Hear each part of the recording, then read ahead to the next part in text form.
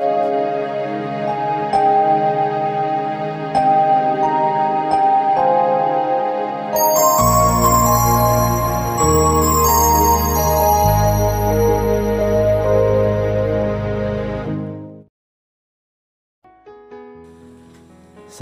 Bapak Ibu yang terkasih dalam Tuhan Yesus Kristus, selamat malam.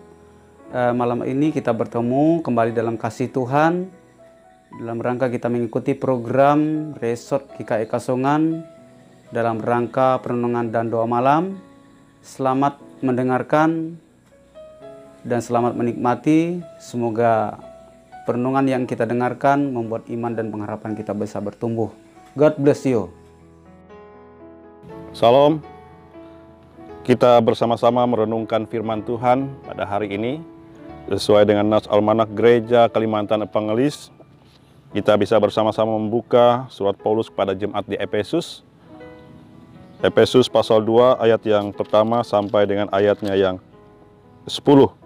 Namun sebelum kita bersama-sama merenungkan firman Tuhan, saya mengajak kita bersatu di dalam doa. Mari kita berdoa. Terima kasih Tuhan. Pada kesempatan ini hamba-Mu diizinkan untuk merenungkan firman Tuhan. Berkati hamba-Mu dengan kuat kuasa Roh Kudus Tuhan, agar firman yang hamba sampaikan boleh menjadi berkat bagi hamba dan bagi semua orang yang mendengarkannya. Berkata-katalah Tuhan, karena kami siap untuk mendengar dan menyaksikannya di dalam kehidupan kami. Amin. Saya akan membacakan firman Tuhan untuk kita dalam Efesus pasal 2, ayat yang pertama sampai dengan ayatnya yang ke-10, bunyinya sebagai berikut. Semua adalah kasih karunia. Kamu dahulu sudah mati karena pelanggaran-pelanggaran dan dosa-dosamu. Kamu hidup di dalamnya, karena kamu mengikuti jalan dunia ini. Karena kamu mentaati penguasa kerajaan angkasa, yaitu roh yang sekarang sedang bekerja di antara orang-orang durhaka. Sebenarnya dahulu kami semua juga terhitung di antara mereka, ketika kami hidup di dalam hawa nafsu daging, dan menuruti kehendak daging dan pikiran kami yang jahat. Pada dasarnya kami adalah orang-orang yang harus dimurkai, sama seperti mereka yang lain. Tetapi Allah yang kaya dengan rahmat, oleh karena kasih-Nya yang besar, yang dilimpahkannya kepada kita, telah menghidupkan kita bersama-sama dengan Kristus. Sekalipun kita telah mati oleh kesalahan-kesalahan kita, oleh kasih karunia kamu diselamatkan. Dan di dalam Kristus Yesus, Ia telah membangkitkan kita juga, dan memberikan tempat bersama-sama dengan Dia di sorga. Supaya pada masa yang akan datang, Ia menunjukkan kepada kita kekayaan kasih karunia-Nya yang melimpah-limpah sesuai dengan kebaikan-Nya terhadap kita dalam Kristus Yesus. Sebab karena kasih karunia kamu diselamatkan oleh iman. Itu bukan hasil usahamu, tetapi pemberian Allah. Itu bukan hasil pekerjaanmu. Jangan ada orang yang memegahkan diri, karena kita ini buatan Allah, diciptakan dalam Kristus Yesus untuk melakukan pekerjaan baik yang dipersiapkan Allah sebelumnya. Ia mau supaya kita hidup di dalamnya. Bapak Ibu Saudara yang saya kasih dalam Yesus Kristus, apa itu kasih karunia? Dan bagaimana ketika kita hidup dalam kasih karunia itu, apa yang akan kita dapatkan dan kita alami? Nah, untuk mengawali, saya akan membagikan satu kisah nyata yang dicatat di dalam Alkitab, yaitu cerita anak muda di Nain. Anak ini kita semua sudah tahu Bapak Ibu Saudara, bahwa ia sudah mati dan sebentar lagi mayatnya akan diusung untuk dimakamkan. Suasana pada saat itu tentu banyak teman dan rekan anak muda ini yang datang. Dan suasana pada saat itu tentu suasana yang sedih, haru, air mata yang mengalir di pipi sahabat, terlebih juga ibu dari anak muda ini. Saudara, kita bisa bayangkan kalau anak muda Naim itu adalah kita atau saudara, lalu tiba-tiba saudara bangun dan bisa berkata-kata. Kita bisa bayangkan Bapak Ibu Saudara, kalau kita tiba-tiba bangun, kita bisa berbicara, maka kisahnya akan menjadi viral. Tentu orang di kampung akan berbondong-bondong ingin mengetahui kenapa dia bisa bangkit dan hidup kembali. Untuk menjawab itu saya memberikan dua jawaban. Jawaban yang pertama adalah jawaban yang tidak jujur. Jawaban yang tidak jujur ketika Anda bangun, mungkin Anda berkata, karena waktu saya terbaring tanpa sadarkan diri, saya memanggil Tuhan. Tuhan, bangkitkan saya supaya saya hidup. Karena saya adalah orang yang baik. Karena saya memiliki iman yang luar biasa. Karena itu saya harus kembali hidup. Itu jawaban yang tidak jujur. Tetapi kalau kita melihat jawaban yang benar, maka ketika dia ditanya, anak muda di Nain itu akan berkata, saya tidak tahu apa-apa yang terjadi pada diri saya. Tetapi ketika saya bangun, saya melihat banyak teman sahabat saya. Bahkan saya melihat ibu saya sedang menangis dan sedih. Tentu saya ingin mendatangi dan bertanya, apa yang terjadi pada saya? Tentu ibu itu akan mengatakan kepada saya, anakku yang kukasihi, sesungguhnya kamu sempat mati.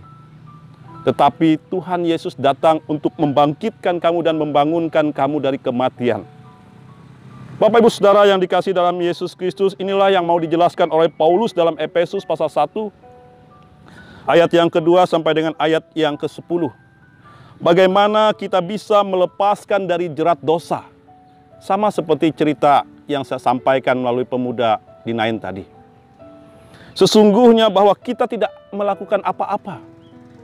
Kita tidak berbuat dan tidak berkata apa-apa.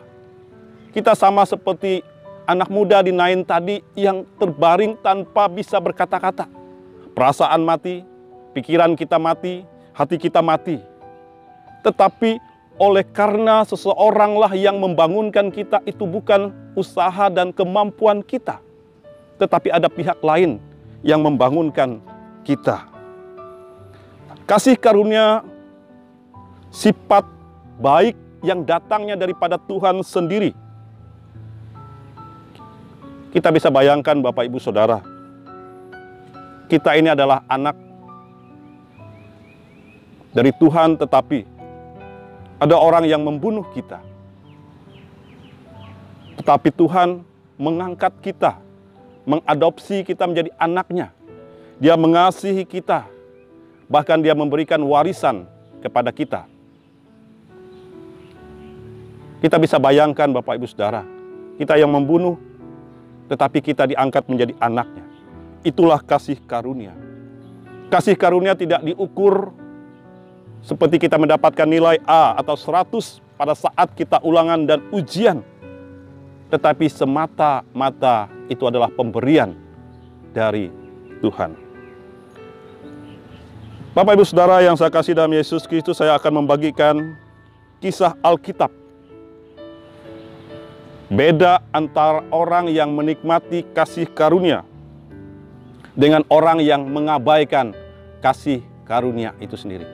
Kita bisa melihat perbedaannya dan apa yang akan kita dapatkan ketika kita menghargai kasih karunia. Kisah ini dicatat dalam Lukas pasal 18 dan Lukas pasal 19. Judul berikutnya adalah orang kaya yang sukar masuk ke dalam kerajaan sorga. Saya memulai kisahnya yang pertama. Waktu itu pemuda yang kaya raya ini menjumpai Yesus dan bertanya, Yesus, apa yang saya perbuat untuk memperoleh hidup yang kekal? Jawabannya mudah sebenarnya ketika Yesus mau memberikan jawaban. Engkau akan memperoleh hidup kekal, tinggal percaya. Tetapi sebaliknya Yesus memberikan hukum Taurat kepada pemuda itu. Engkau mengetahui hukum Tuhan? Orang muda itu berkata, tahu Tuhan. Jangan berzina, jangan mencuri, jangan membunuh, jangan bersaksi dusta, menghormati orang tua. Kenapa Yesus memberikan 10 perintah dan menjelaskan kepada anak muda itu? Karena ia datang dengan kesombongannya. Ia merasa bahwa ia mampu menerima hidup kekal dengan usaha dan kekuatannya. Dan ia juga berkata bahwa semuanya sudah saya lakukan Tuhan Yesus sejak saya muda. Pemuda itu menunggu jawaban Yesus untuk memuji dia. Pemuda itu menganggap bahwa Yesus nanti akan memuji kehebatannya. Tetapi apa yang dikatakan Yesus kepada anak muda itu? Ada satu hal lagi.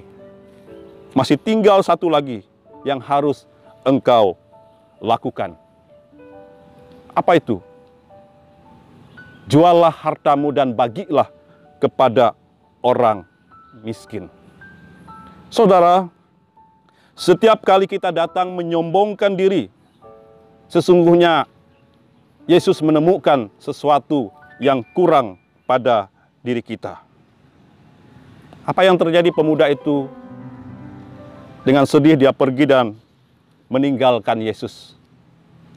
Kita bisa melihat dia yang merasa baik, sepeser pun dia tidak berikan kepada Tuhan. Sahabatku, saudaraku yang dikasihi dalam Yesus Kristus, jika kita datang kepada Tuhan dengan kebenaran diri dan kesombongan kita, atau menyombongkan diri kita di hadapan Tuhan, sesungguhnya Tuhan akan melihat masih ada satu lagi yang tidak bisa kita lakukan. Kisah yang kedua adalah kisah dalam Injil Lukas pasal 19. Cerita ini sangat kita kenal, yaitu Sakeus. Pada saat itu Sakeus hanya ingin melihat Yesus, dia memanjat di atas pohon. Orang banyak berbondong-bondong, dan pada saat itu mata Yesus tertuju kepada Sakeus. Lalu Sakeus dipanggil oleh Yesus, turunlah, aku ingin menumpang dan makan di rumahmu. Hal yang menarik dari cerita ini, Yesus tidak memberikan 10 hukum Taurat Musa, tetapi Yesus memberikan kasih karunia. Karena itu Yesus dengan sadar dia datang ke tempat Sakeus dan menumpang makan di tempat Sakeus. Apa reaksi orang, Bapak Ibu Saudara? Reaksi orang waktu itu ketika Yesus menumpang dan makan di tempat Sakeus, orang berkata, dia menumpang di tempat orang berdosa. Apa yang terjadi di rumah Sakeus?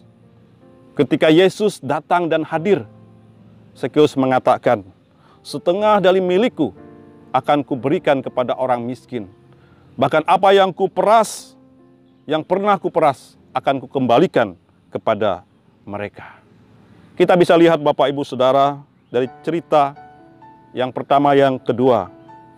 Kasih karunia itu menuntun kepada pertobatan.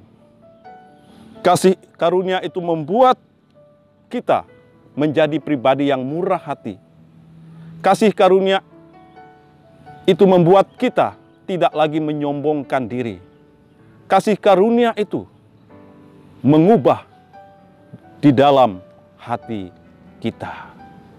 Karena itu Bapak Ibu Saudara, itulah kekuatan kasih karunia. Semoga Tuhan memberkati firman dan memberkati kita semua. Amin. Kita berdoa. Kami menaikkan pujian syukur dan terima kasih Tuhan. Karena dalam kesempatan ini kami boleh mendengarkan firman Tuhan. Dan pimpin dan ajarkan kami Tuhan di selanjutnya, agar kami boleh melakukan kehendak, kebenaran firman Tuhan itu dalam hidup kami. Berkati siapapun yang mendengarkan firman Tuhan ini Tuhan. Rumah tangga mereka, pekerjaan mereka, anak-anak mereka Tuhan, usaha mereka Tuhan memberkati. Sidang jemaat-Mu dan siapapun yang menyaksikan firman Tuhan ini, yang sakit boleh disembuhkan, yang kehilangan orang-orang yang mereka cintai dihiburkan, yang dalam kebingungan akan dituntun oleh Tuhan, agar mereka boleh menemukan ketenangan hati dan hidup mereka. Kami menyerahkan ya Tuhan setiap pribadi dan kehidupan keberadaan kami. Kami menyerahkan ya Tuhan setiap pergumulan dan masalah kami. Kami juga menyerahkan iman, pengharapan, dan kasih kami hanya ke dalam nama Tuhan Yesus Kristus, yang adalah Tuhan dan Juru Selamat kami. Amin. Salam, Bapak Ibu Saudara yang dikasihi dalam Yesus Kristus. Saya mengucapkan selamat malam. Terima kasih Bapak Ibu yang sudah mendengarkan renungan malam ini. Semoga ini boleh menjadi berkat untuk kita semua dan selamat istirahat. Tuhan Yesus memberkati kita. Salam.